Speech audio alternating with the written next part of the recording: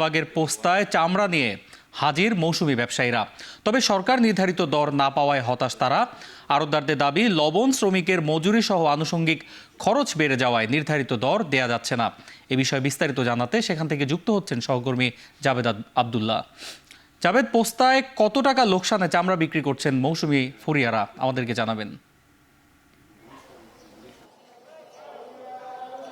দ্বিতীয় দিনেও যে কুরবানি পশুর যে চামড়া, সেই চামড়াগুলো কিন্তু মৌসুমী ব্যবসায়ী ফরিয়ারা যারা চামড়ার যোগানদাতা রয়েছে তারা কিন্তু সেই চামড়া নিয়ে লালবাগের এই পোস্তায় আসছেন।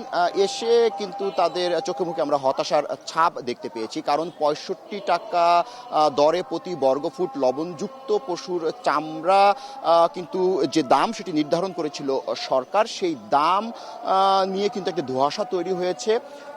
মূলত লবণযুক্ত কাঁচা চামড়া ৬৫ টাকা দরে সরকার দাম বেঁধে দিয়েছিল, কিন্তু ফরিয়ারা মৌসুমী ব্যবসায়ীরা যে কাঁচা চামড়া নিয়ে আসছেন সেগুলোতে রক্ত মাখা সেই চামড়া কিন্তু আড়তদাররা কিনতে নারাজ ৬৫ টাকা দরে।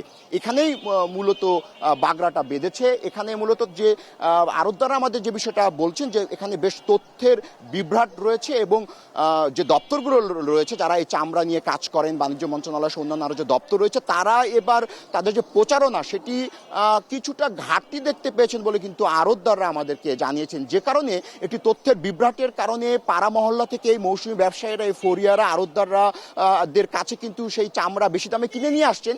বেশি দামে কিনে নিয়ে আসার পরেই কিন্তু তারা আর্থিক ক্ষতির সম্মুখীন হচ্ছেন, কারণ তারা কেনা দামে এখানে আড়তদারদের কাছে সেই দরে চামড়া বিক্রি করতে পারছেন না, বা আড়তদাররাও সেই দরে চামড়া নিতে অনীহা প্রকাশ করছে। নিশ্চয়ই এখন দেখতে পাচ্ছেন যে পাড়া মহল্লা থেকে ট্রাকে করে এরই মধ্যে কিন্তু চামড়া আসছে। সেই চামড়া কিন্তু এরই মধ্যে যারা আড়তদার রয়েছে তারা কিন্তু এই যে স্কিন মার্চেন্ট যে অ্যাসোসিয়েশন, তারা কিন্তু সেই চামড়া সংগ্রহ করছেন। আমাদেরকে কিছুক্ষণ আগে একটি বিবৃতিতে তারা জানিয়েছে যে এবারে তাদের যে লক্ষ্যমাত্রা, সেই লক্ষ্যমাত্রা ঘাটতি থাকবে, অর্থাৎ ১৫ থেকে ২০% চামড়া এবার কম সংগ্রহ হবে।